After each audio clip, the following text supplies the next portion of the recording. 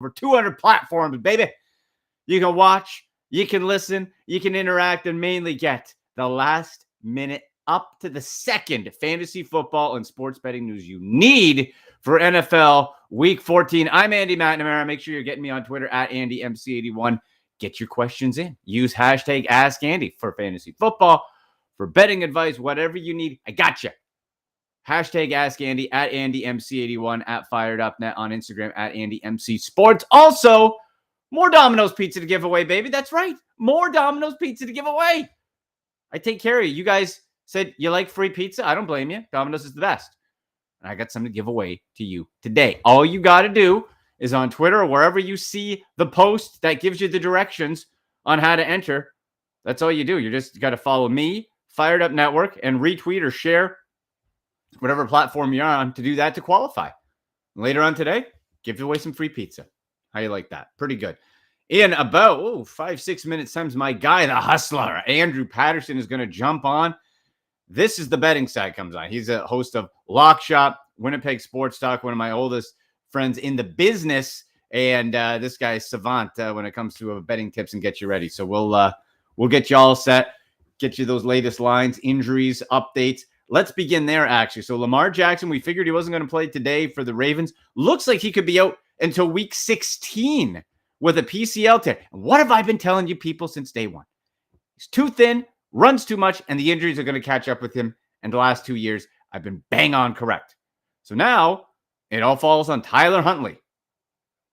Now, Tyler Huntley, leg-wise, fantasy-wise, I wouldn't mind Tyler Huntley as a, if you're sliding him into your DraftKings contest, let's say. Let's see how much he is on DraftKings, old Tyler Huntley there. He's got the legs, $5,500. You could do worse. He's been in the offense before. He's run it. Same style of quarterback as Lamar Jackson, run first guy. Has it not the best arm, but he's got an interesting arm. Like I see him and he can make some decent throws, but then be sporadic. Probably why he's a backup. Lamar Jackson gone to week 16. Great news for my Browns. So, hopefully that keeps up there. There we go. We got the post out now on Twitter to get get your chance to win that pizza on the Fired Up Network at Fired Up Net. You go there and you will see, there, you can see me right there. Chance to win some pizza, some Domino's pizza. So that's all you do. You just tweet it. Find that tweet where it tells you what to do, and you win yourself some Domino's. Okay, let's get back to some of the updates here. And get your questions in again, folks. Use hashtag AskAndy for fantasy or betting questions. Any lines you like, any interest, let me know. Fantasy playoffs right around the corner. Of course, we got Brock Purdy starting for the San Francisco 49ers. We knew that. DK Metcalf listed as questionable due to a hip injury. He will play versus the Panthers. For the Browns, Amari Cooper, speaking of hip, injured it in Thursday's practice. Looks like he will play, but something to track. And I don't love that matchup again until we see Deshaun Watson really start being able to look like the way he was prior to his extensive layoff. I would sort of fade on the Browns receiving core. Go heavy on your Nick Chubb and Kareem Hunt today. Okay, let's get some other ones. Nick Bosa, the 49ers, listed as questionable. That's a development. Hamstring injury from practicing this week. Looks like he will play versus the Buccaneers, but that's good news for Tom Brady. Leonard Fournette didn't practice Friday. Is listed as questionable due to a foot injury. Is expected to play. I'm not keen on the running situation really in general in Tampa, but Rachaad White, you're probably going to play him anyway, but if Leonard Fournette is limited, might be a bit of a better option for you there as well. However, again, what do we really expect out of that? If it's not against a weak run defense, what do you expect? And so I'm not too bullish on Rachaad White. Here's a big one. Okay, for running back, and I picked him up a couple days ago, and I told you earlier in the week, get Travis Homer for the Seahawks on your team because Kenneth Walker, ankle. DJ Dallas, ankle. Both listed as questionable, both unlikely to play, very unlikely to play. Tony Jones Jr. floating around, not really anything. And they brought up a guy, Igwebuike, from the practice squad. But Travis Homer is expected to get the bulk of the workload. So Travis Homer is the play. Now, what's he going to get you, right? Geno Smith's been lighting it up. I think there could be a nice situation for him against a Carolina Panthers team that's given up the 9th most fantasy points to running backs this year, right? So that's a play where in the odd time Travis Homer has gotten decent workload, he's produced.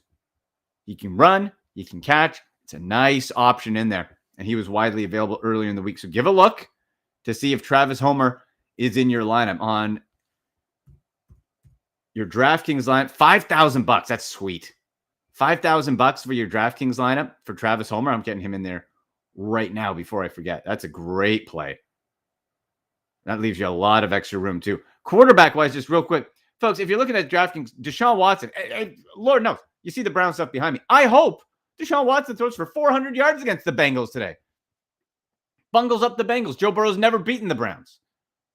And on the last 3 games that he's played, he's thrown an interception on the first offensive series of each of those games.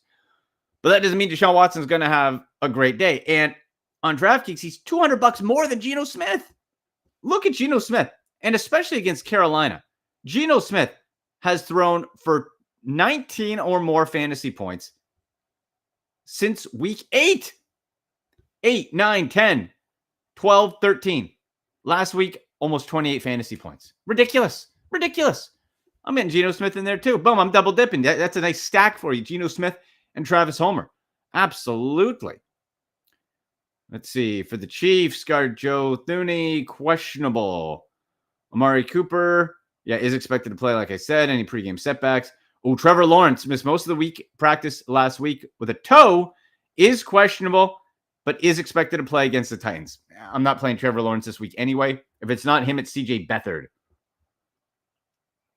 And I wouldn't necessarily discount the Jacksonville receivers, who, let's face it, for Christian Kirk and Zay Jones, are in the solid WR3 category.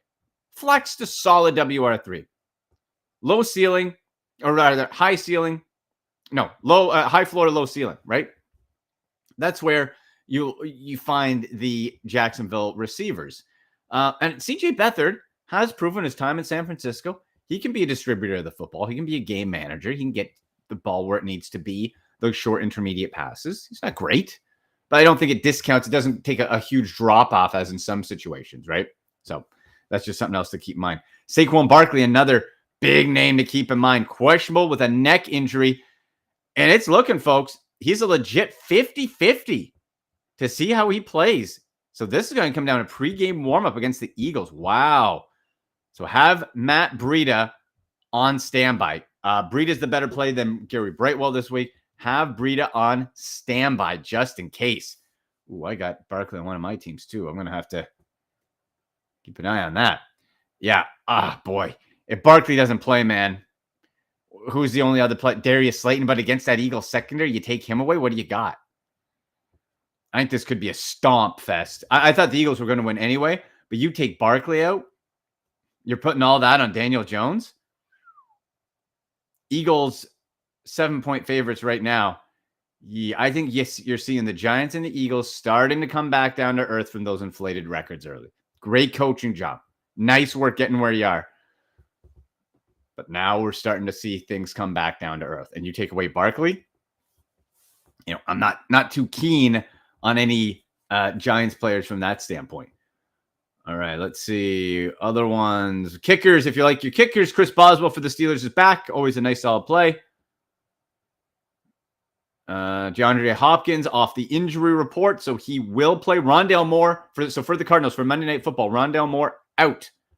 DeAndre Hopkins in. I don't mind Greg Dortch as a bit of a dart throw play. He's popped before this year when given the opportunity. So you have Hopkins and then maybe Dortch as an underneath type guy. But Hollywood Brown's there too. So I don't expect too much, but at least there might be a path. Jacoby Myers will not play Monday night. Damian Harris doubtful. Load up your Ramondre Stevenson no matter what. He's been an absolute stud. Absolute stud. All right. We'll welcome in Andrew Patterson for the hustler in a few minutes' time. So get your bets ready. Just going to make sure we're looking at got the 3 devices going here, folks. Anybody see a Ring of Honor final battle last night? That was pretty sweet. Or yesterday afternoon, I should say. Yeah, get your tweets, and we got a lot of tweets coming in.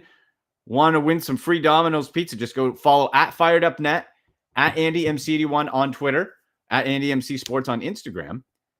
Just look for that tweet, retweet. You'll be entered to win some delicious Domino's pizza. Let's make sure we're not missing any. Oh, J.K. Dobbins off injured reserve today. See, again, I liked Kenyon Drake a little bit. He popped for a few weeks, came back down. Now you have Huntley in, Dobbins in, all running.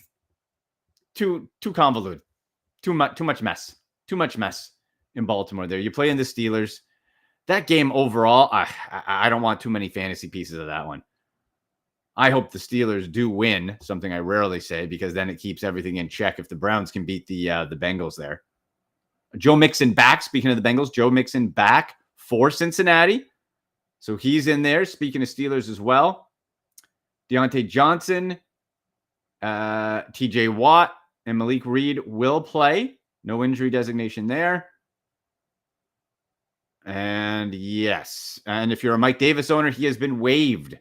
If you missed out on that, not a big deal there for J.K. Dobbins to come back. So let's just make sure we got all the up-to-date news stuff, and then we'll be good to go. Christian Darrisaw, concussion. Oh, is that our guy coming in? Is that our guys at the Huss? Get some fantasy football, NFL betting advice, tips coming up for week 14. We'll see if he's on. Is this like a House of Black? Is this an Undertaker entrance for the Hustler?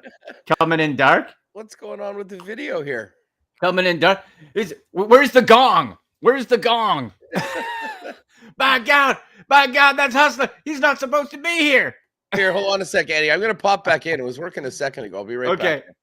Hustler's going to get the camera going. I love it. Why not? Surprise run-in on the show. Maybe I'll have a mask on, unveil it. Yeah, Barkley's status scares me there, folks. Get your questions in. Hashtag Ask Andy Betting, all that. There he is. There he is. I was expecting a mask, a reveal. It was me all along. What is up, Andy Mack? How are you? Ready for a big Sunday or what? Woo, let's go, brother. There he is. He is the host of Winnipeg Sports Talk and the Lock Shop. I wanted John Huss, of course. One, I love chatting with you, but two, those sharp, late, last-minute info and bets getting people ready for NFL Week 14. I'm ready to go, man. I just went through some of the injuries, some of the plays, who's in, who's out, who's 50. Like Saquon Barkley, 50-50 to start. I don't know about you, but if Barkley doesn't play, I didn't think they'd beat the Eagles anyway. Barkley not playing, I just get I think this could be a mud hole stomping on the Giants. What do you think? You know, I was thinking that as well. I still do have a little bit of caution about Philly. And this goes back to that Monday nighter when the Commanders ran all over them. But you're exactly right. I mean, game changer if Saquon is not able to go. I mean, what the Giants are able to do on the ground changes significantly without their all-pro running back in the backfield. I'll be honest, that wasn't a game I had a strong lean on. Of all the games this week, I really, those divisional games where you clearly have one better team and a touchdown plus line, seen too many times where you wonder, how the hell is this game a 3-point game with 2 minutes left? Yep. Philly, look, they just need to get wins. They need to keep doing what they're doing. So that wasn't a stronger lean. However, I'm sure from a fantasy perspective, there's probably some real potential with some Giant backups if you want to take the chance that Saquon will not be the guy getting all the touches today. Yeah, I just said Matt Breida could be your guy if you want to go get him. It could be. Okay, so first of all, I love the Rob Lowe themed hat, NFL. Go football. Hey, you know what? Today, we all know I'm a Chiefs guy, but going into the early slate with a lot of action on the board, fan of the league. Go football. Fan of the league right here, Fan Andy. of the Shield. Love it. Okay, Huss, this is a line that it's perplexed me all week. The money line was plus 120. It's come down to plus 115, depending on the book you're looking at. The Minnesota Vikings at the Detroit Lions. And listen, okay, let's set this up. I know you just said it. Divisional games can be weird. The Lions, they're a lot of fun. Dan Campbell, we're wrestling fans. Dan Campbell, put him as a manager. He wants to bite knee. Aggressive. They're a fun team. When was the last time we could say the Lions were fun? They're entertaining. But I don't care if it's a fake 10-2. The Vikings are still 10-2, and you're still the Lions. Plus 115 at the Vikings. Am I missing something? Like that seems like something I want to be popping some dollars on. Well, listen, the Lions have been a great story over the course of the past month plus. And if anyone has been riding with the Lions against the spread, you've been winning week after week. I mean, I believe it's 5 weeks in a row right now. I mean, their one loss in the last 5 weeks was that game against the Buffalo Bills on Thanksgiving, where I mean, they tied the game in the last minute, and Buffalo did what they did at the end, and Bass got that field goal. I get why there's so much steam on the Lions right now, but make no mistake about it, Andy. This line is a direct slap into the face of the 10-2 Minnesota Vikings right now. Listen, I think this is going to be a close game. And often, if you look historically, even when Minnesota's playing great and Detroit has historically stunk, they've often been a very, very tough out for Minnesota, especially in Detroit. Here's the thing, though, that I can't wrap my head around. The Minnesota Vikings have been a team that has basically won every close game this season. Yeah. The line tells you, logic tells you that this is going to be a close game. So all of a sudden, we think that the Detroit is going to be the team that wins the close ones. That's Minnesota's MO right now. You're right. If this was the other way around, if the line was -2.5 or -3 for Minnesota, I think he could justifiably say the smart play right here is the Detroit Lions to take the points. But that ship sailed Monday when these lines came out. We're talking right now about, so it's settled at basically 2. And yeah, I'm looking at Coolbet right now at a +118 Minnesota Vikings money line. Nice. I like that. So, I mean, essentially, we're looking at it anywhere between +115 and +120. Based on what we know about these two teams, and granted, it's going to be a close game, has anything about Minnesota's performance this year told us that they won't come through and somehow find a way to win this game? Like, I get it, and I've been the beneficiary. I've been on Detroit a lot. I cannot lay points against a 10-2 team with the Lions. And maybe I'm just around a lot of Vikings people here and in the but I'll tell you what, I've got a couple parlays in it where I've got the Vikings in at +1.5 at a plus money number and put it in on that. I mean, listen, I could see the Lions maybe winning this game by 1. I just don't think that they're going to run away with it. And the bottom line is, if either of these teams is up big late, I think we're talking about points right till the end of backdoor. If anything, my favorite pick on this right now is over 51.5. But you're right. I'm going to have a piece of the Minnesota Vikings money line today at +118 for a team that's 10-2 and has won every single close game they've been in this year. That's where I'm at, man. I hope it is over 51.5, because that means it'll be the fun. That is one, if you don't have a dog in the fight fan-wise, that's just fun. You got Dalvin Cook, you throw Justin Jefferson, phenomenal. Well, and just quickly on this game, I mean, if you look into some of the game props, over 5.5 touchdowns is -137. So, I mean, they certainly think that there is going to be touchdowns. And as far as TD scorers go, like Amon-Ra St. Brown at +138, I was expecting that to be about even money. TJ Hawkinson going back to Motor City at +175. I mean, I think there's some value on the board for TD scores in this game, because I'm with the books. I think that it will go over 5.5 touchdowns. Listen, I think this is going to be a hell of a fun football game to watch. It could go either way, but this gets me back to the fact that I don't think the Minnesota Vikings should be underdogs right now in this game. Call it a pick 'em, whatever you want. If you're getting plus money on a team that has been that good in close games, playing against Detroit, who, as good as the last month has been, let's not forget that this is still the Detroit Lions, and they are very capable of losing close games, games that they frankly should have won. And you can look at the first half of this season where they did that a number of times. Yeah. I'm here for the Lions being competitive right now, but this is going to be a real good one. And, Jamal Williams, by the way, speaking of fantasy, I know there was a lot of D Swift owners that aren't too pleased with him. I mean, he is the guy to get in right now. I think you could basically be playing a Williams touchdown, Amon-Ra St. Brown touchdown, TJ Hawkinson touchdown. Justin Jefferson's only laying -110. I mean, I don't usually take touchdown scorers where you're giving juice, but I wouldn't be surprised if every single one of those guys that we just mentioned got into the end zone today. That's some star power in there, right? Hey, what do you see up there? What's a KJ Osborne touchdown? This screams, if we're talking extras, 2-1 +200. I don't mind that. I like KJ. He can pop up every once in a while too. He's not bad. This is a fun day actually for multi-divisional games this week. We got Browns Bengals. We got Ravens Steelers. Jets Bills. Looks like it might be snowy in Buffalo. Here's the thing. So Buffalo 10-point favorites on the Jets, and I think I mentioned before you came on, Hustler, Jets and Giants, I think, starting to come a bit back down to earth to where that was a fun start, but these teams still have some work to do. But like we said, divisional opponent, Jets not a pushover, 10-point for Buffalo. Is that too rich? Yeah. I mean, to me, it is. Me too. We could talk about coming down to earth. I think you could say the same thing about the Bills. And I mean, Well, with full that respect elbow to the Bills, for Allen. They're one of the top teams in the league, and they'll be in the mix come the AFC playoffs. But I mean, the Jets have one of the best defenses in the league. We saw the way that they hung with the Vikings last week as well. Listen, I don't know. This number was 9.5. Now, in a lot of places, it's 10. Just look at it, Andy. I've had a great year betting spreads so far this season. And the one thing that I've done when I've had a tough time making a pick is I've just simply taken the points, especially double-digit underdogs. I don't know what the number is now, but it is significantly weighted towards the underdogs. Here's the other thing about the Jets.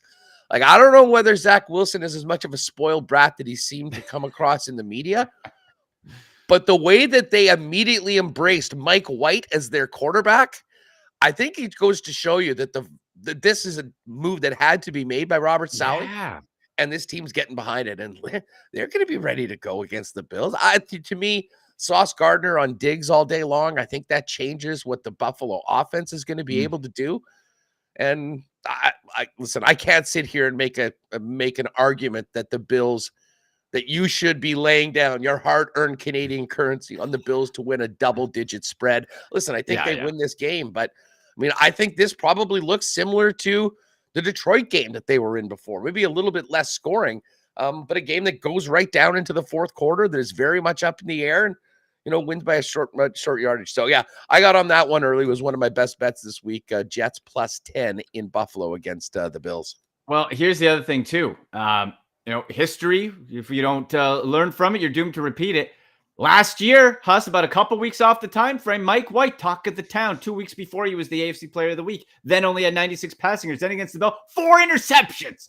This is a chance for the Bills to lay the smackdown back on Mike White and say, hey, you're going to be putting old little rich boy Zach Wilson back in there. I don't know. He's learned different defense. This is interesting, and that kind of jumps out to me that you can't really necessarily say year over year, okay, different players, different whatever. But boy, that jumped out to me, man, when you look at Mike White a year ago in the same third game, and the Bills had 4 picks on him. I don't know. No Von Miller, though. We have to remember, Von Miller. Well, listen, the Von Miller is a huge injury. Huge. I mean, and that shakes things up in the entire AFC. Yeah. And if we saw the Bills at full strength early on this season when they were massacring teams, a big part of it was the way that they were torturing opposing quarterbacks. And Von Miller was a massive, massive part of that. I'll say this, though, about Mike White. I mean, listen, obviously there's the possibility he goes up and blows up. The guy's not an established NFL starting quarterback. Right. But I love him in this situation with more experience and a year under his belt, a hell of a lot more than I did last week under the lights of a team that I think at that point, Andy, was in better shape than the Bills overall, especially in the defensive side of the football. Team totals for this game, and again, it's a 10-point spread. Team totals for this game are the Bills at 26 and the Jets at 16. Like I would take the under on the Bills team total right now. And that Jets plus 10. I think this is a bet on the Jets defense as one of the elite units in the National Football League. And again, the Bills are there to win the football game. They're not there to cover the football game. And I think that, as I said, I really do like the Jets to keep this one close. And wouldn't it all surprise me if we're talking about important downs for Mike White in that fourth quarter in a game that actually could be winnable for the Winnipeg Jets or the New York Jets?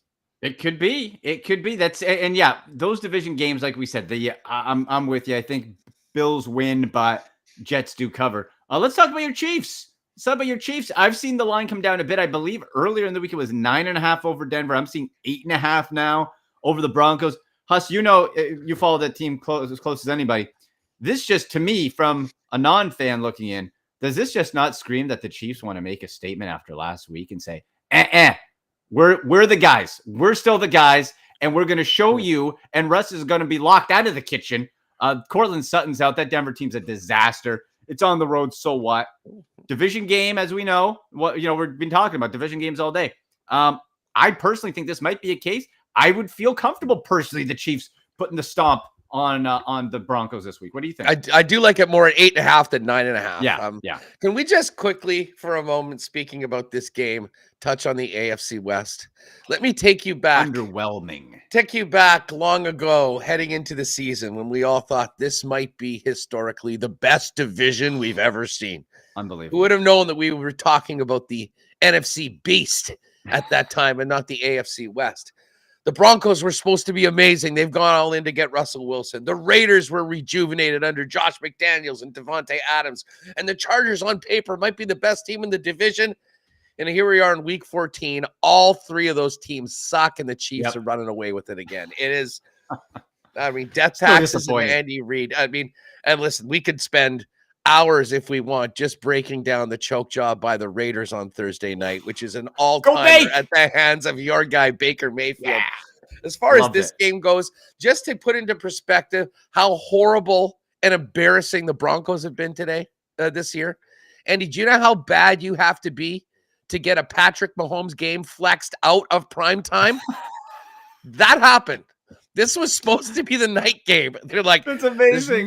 There's no way we can put the Broncos out on prime time again. Even if it's against Mahomes, we'll go with Tua versus Herbert. Listen, I don't think the Broncos do much offensively. But I will say this, for as much as I'm ragging on the Broncos, their defense might be the most underappreciated unit in the entire National Football League this year. Even after getting rid of Bradley Chubb. Like they've been playing in a bunch of close games that frankly they've had no business being close because of how putrid Russell Wilson and their offense has been all season long. But that's where we are right now. I'm sort of with you. I think that this is going to be a game that the Chiefs certainly look to floor it and remind everyone that, they had a couple mistakes last week against Cincinnati, but they are still going to be. If you look, the Chiefs have had the toughest schedule in the entire National Football League up until this point. It gets a lot lighter. There's a good chance that they run the table the rest of the way. And obviously still looking to get that first seed. They're going to have to hope that Buffalo slips up at some point and Cincinnati doesn't catch them. But listen, I think the under is also a play in this game. It wouldn't surprise me if Harrison Butker has a big performance. They'll love to, continue to move the football, but I don't think they're going to need to be excessively over the top aggressive just because we know what Denver's bringing on the other side. And I think that's part of the reason why we've seen that number come from 9.5 to 8.5 and could maybe even get to 8 by the time that they kick off this afternoon. That was one of the line movements. And the other big line movement actually is in your game, Andy, with the Browns and Bengals. That was 5.5, and that's come down a full 1.5 over the course of the last week. I'm looking at 4 right now for Cleveland, and that certainly shows some of the historical success that the Browns have had against Joe Burrow. Kind of funny, we're talking about Patrick Mahomes, who's had all his issues with the Bengals. This is that team for the Bengals. In their arch rivals, the Cleveland Browns. And this is sort of a Super Bowl game, I'm sure, for Cleveland, not knowing what's to come for them. Well, it's true. The Browns pretty much have to run the table. Old Baker did them a favor with beating the Raiders, thumping them out of it, now 5-8. And they've had Burrow's number. Like, let's look at some of these facts.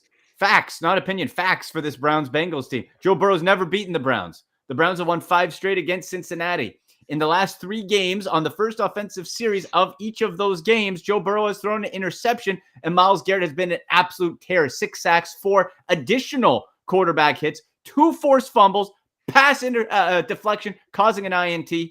And Joe Burrow all but admitted, he's like, look, they said, what's the difference with the Browns? And nobody else has Myles Garrett.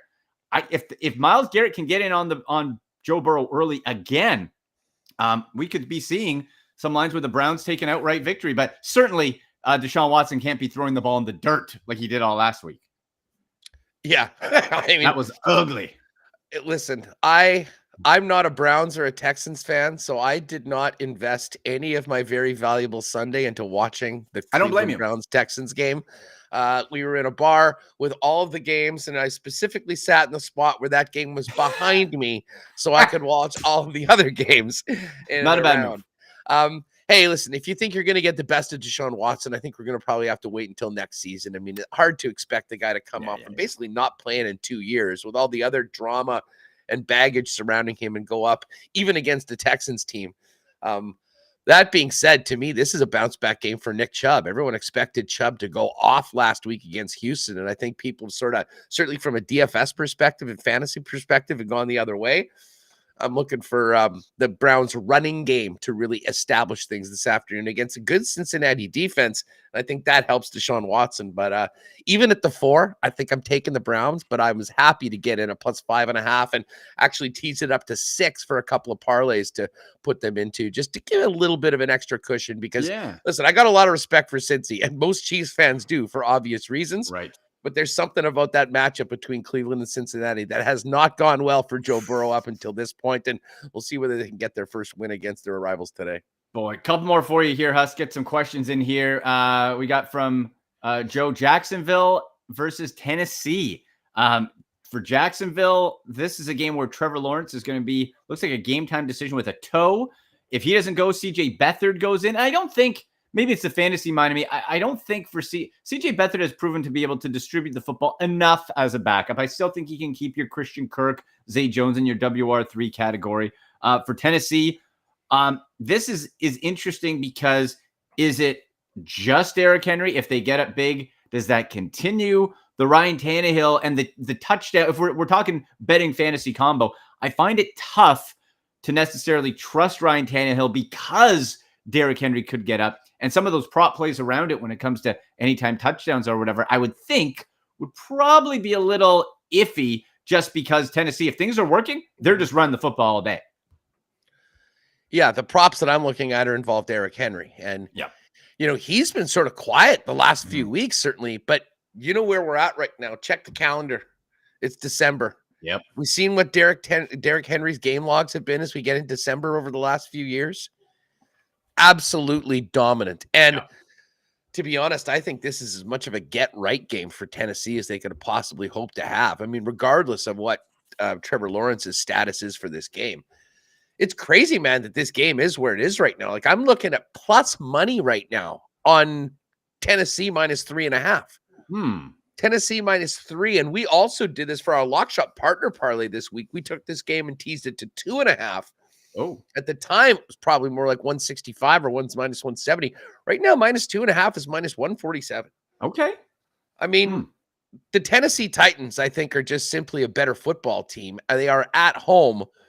They're playing against a Jags team that stinks to begin with and now has major question marks about their quarterback and offensive catalyst.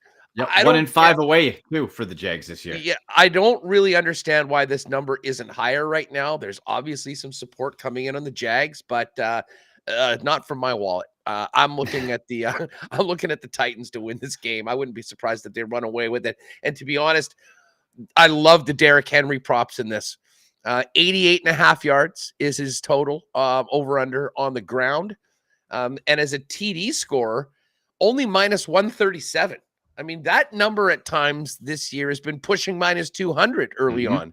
And now it's December, which is the month of Derrick Henry. So I won't be looking elsewhere for many other props for this game other than Derrick Henry ones.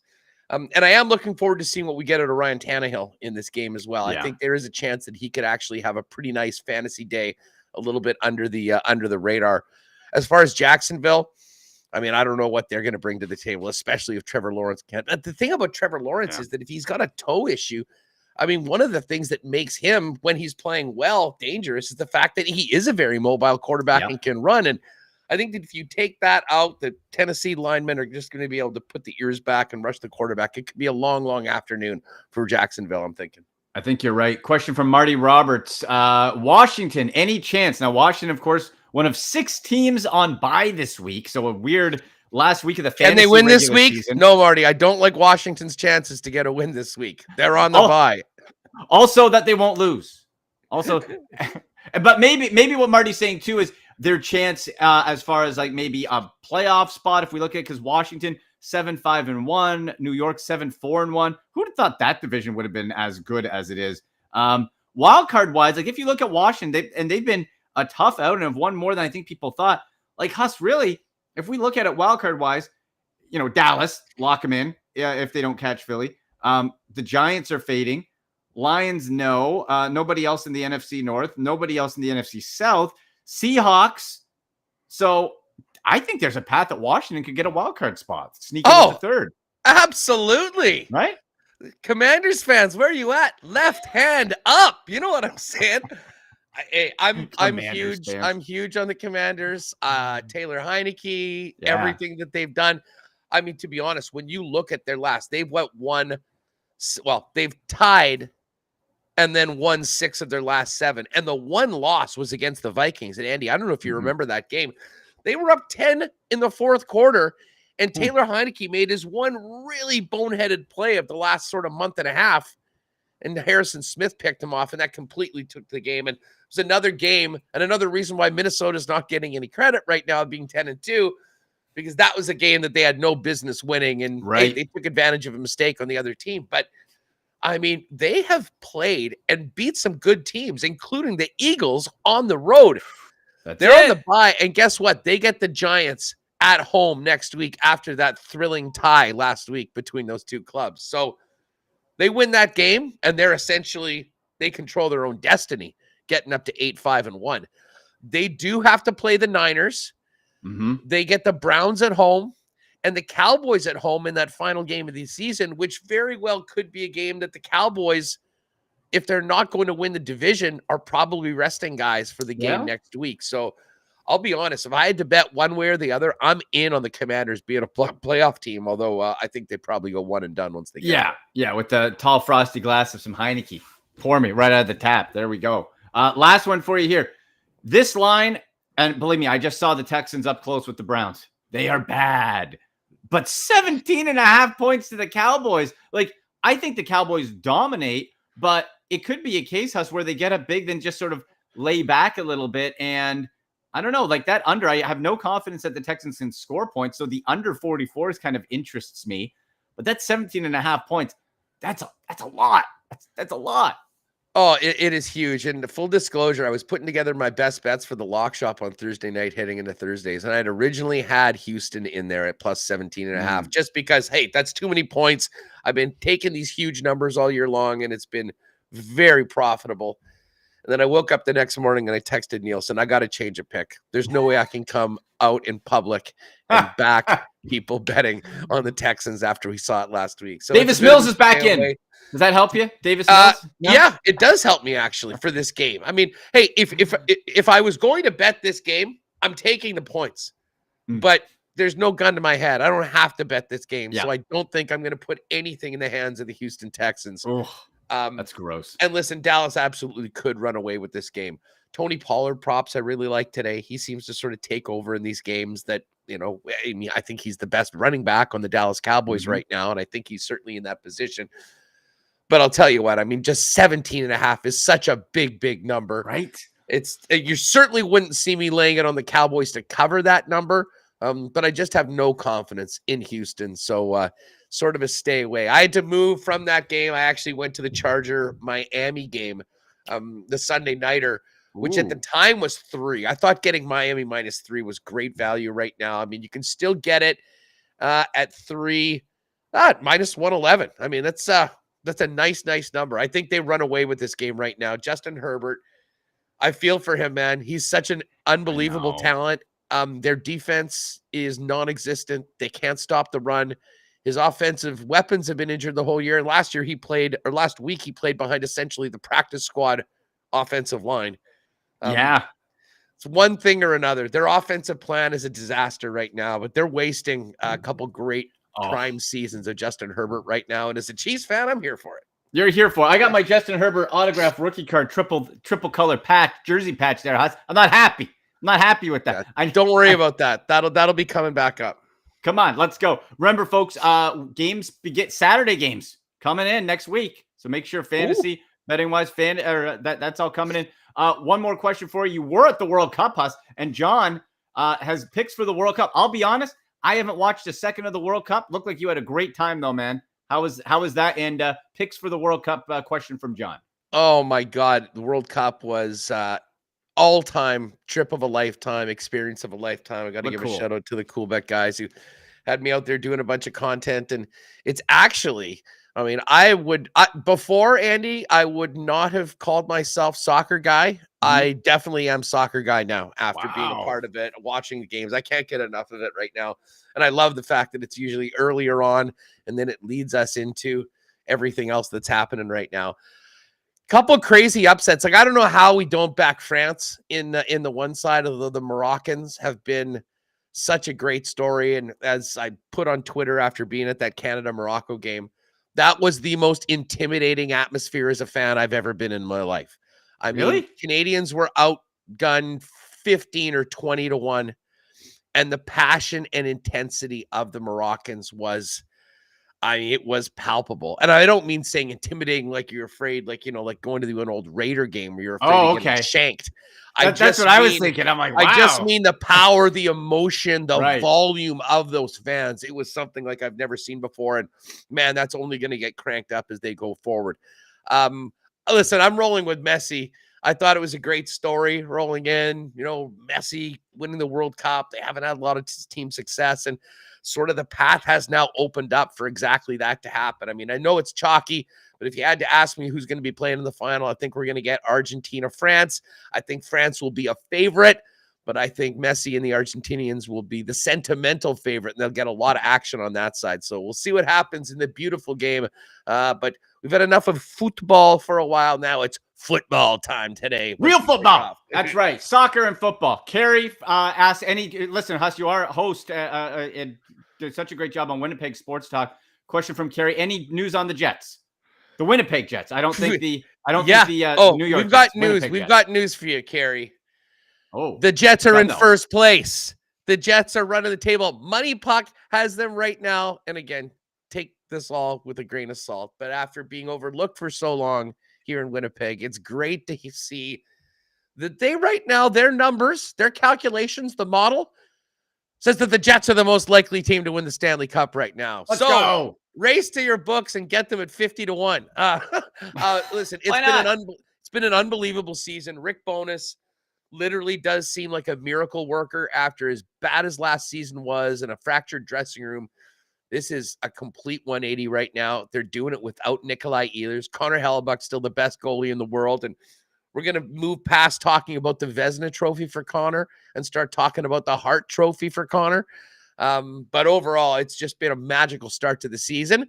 And they got Ovi and the Caps tonight at home as part of a very busy. They won back-to-back Thursday, Friday, had a day off yesterday to travel, and now back at it. I think Caps tonight, big game against Vegas on Tuesday, and then the Nashville Predators on Thursday. So, both the and the Jets, there's a bit of a love-in between the New York Jets and the Winnipeg Jets on Twitter as well. They keep pumping them up. So hopefully the Jets can cover in football and the Jets can win in hockey tonight. And maybe I'll do a little Jets parlay right now. Little Jets parlay. Okay, I dig it. Some breaking news coming from Ian Rappaport, NFL Network. Saquon Barkley in for the Giants today. For the Giants. And Amari Cooper also a go for the Browns. The bigger news is Saquon Barkley, because that at least gives you, I think, something to kind of watch on the Giants side. Otherwise, whoosh. Complete game changer on that. And look, you know what? That number's gone down to 7 with that news. It was 7.5 before. Yeah. So if you are back at the Giants, this is at least you can feel a little bit more confident that you're going to have your guy there for kickoff this afternoon. And I got him in my fantasy lineup. Of course, I was watching for that one. All right, Huss, tell people where they can find you. You're all over the place. At least 5 to 7 days a week, right? Almost all day. Well, Winnipeg Sports Talk is Monday to Friday, 1 p.m. Central. We do it live on YouTube. Podcast available just afterwards in time for your drive home. So just search Winnipeg Sports Talk and subscribe on YouTube or wherever you get your favorite podcast. And then with Dustin Nielsen in Edmonton, we get into the lock shop pretty much every day right now through the season. Usually we don't do a Sunday show. We kind of lead everything up, but tomorrow we'll have the Monday Nighters. Go to it. We've got a new YouTube channel as well, actually, for that at Lock Shop Bets. And if you subscribe to that, we're going to be giving away $1,000 when we get to our first 1,000 subscribers. So we're moving on up. I'm subscribed right now. I'm subscribed right now. Well, and here's a reason. Normally I say, it sounds like it's bragging, but at this point it's a PSA. These are the picks that I've given out on the Lock Shop this year, Andy. You will respect this. Best bets, 34-18 against the spread. So I'm 16 games above 500. Nice. The Monday Nighters, 18-10. 9-6 on the spreads, 9-4 on the totals. And Thursday Night Football now in 19-10, 8-7 on the spreads, and 11-3 on the totals. So I need to get that out right now because I don't think I will ever have a better year. So just remember, I think I've cracked the top 10 right now on the CoolBet leaderboard as well. So Nice. I'm hot right now. Qatari Reals for everybody. Woo! If we can run the table again this afternoon. I still have 11 Qatari Reals. If anyone knows where I can spend this, let me know. Where you can spend it. I love it. All right, brother. Hey, thank you. Very generous with your time. Make sure people give him a follow at Hustlerama on Twitter. Social media is all over the place. And like you said, if you see somebody follow at not Andy, I want in on that $1,000. You know, he can win. It's okay. Good stuff. Enjoy the games. Enjoy the games today, buddy. Take it easy. And hey, Browns, I would really appreciate the Browns beating the Bengals again. That would make last week for my Chiefs feel a little bit better. Me too. I want my Victory Monday coffee mug to be ready to go. All right, buddy. Let's talk soon. See ya. Thanks, Andy. All right, there he is, the hustler, Andrew Patterson. What a guy. Look at that. Hey, that's why you tune into the Ultimate Fantasy Football Show, folks. Fantasy Football plus all the betting tips you need from the red hot hustler, Andrew Patterson. So make sure you take a look at those. Yeah, some Saquon Barkley in. Great news for one of my fantasy teams. So Matt Breida, park him. You picked him up. Maybe stash him. Next thing, you never know, but we're not playing him. Amari Cooper in right there. So that's great. Yeah, that was really good. Let's see. Yeah, Tom Brady. It looks like from Ian Rappaport. Apparently all options on the table for Tom Brady next season. Whatever. Does he go somewhere else? Some value plays here on DraftKings for the DraftKings lineup. Like I mentioned earlier, Travis Homer, $5,000. He will be the primary ball carrier this week. Love it. Stack him with Geno Smith, 6,200 against Carolina. Yes, please. Been red hot. You know, I like Dalvin Cook, 7,300, a bit more expensive, but I like him a bit more than, let's say, Joe Mixon coming off of that injury. Maybe they keep having Sam P. Ryan a little bit in there. I'm going to fade on Travis Etienne. Miles Sanders against the Giants. You know, he's been a little too up and down. Last 2 weeks, he's been kind of hot, 6,200. You know what? I'd rather spend on a Dalvin Cook situation. I think I would on that one. Tight end, TJ Hawkinson. You know what? Put up the danger zone pick right now, Joe. Put it up. Danger zone time. I got my danger zone pick. And who do you got? I want to hear from you. What's your dangerous fantasy football or bet? What is it? Something dangerous, something a little outlandish, something you never know. And the one danger zone pick I hit on this year was earlier with TJ Hawkinson when he was with the Lions. Well, I'm going to swing it right back. TJ Hawkinson from Minnesota. I'll make double bold. I think TJ Hawkinson is the number 2 fantasy tight end overall next season with the Vikings. And I believe TJ Hawkinson, I'm going to double dip on him here. Number 1 tight end producer this week. Number 1 fantasy football tight end producer. And top fantasy producer, non-quarterback in that Minnesota Lions game. So number 1 overall non-quarterback fantasy producer, TJ Hawkinson, and the number 1 fantasy tight end this week. I think he's going to have a smash game, an absolute smash game. Check what he's done. And it doesn't take that much to be. You just have to pretty much beat out Travis Kelce. Like, since coming over, he has been consistent. The touchdowns maybe not exactly where you like it, but against his old team there too. Ooh, boy, they want to focus in on Justin Jefferson. TJ Hawkinson will gladly get you. Remember, folks, if you missed any of the show, we will be up on 212 platforms, both video, audio-wise, wherever you get your podcast.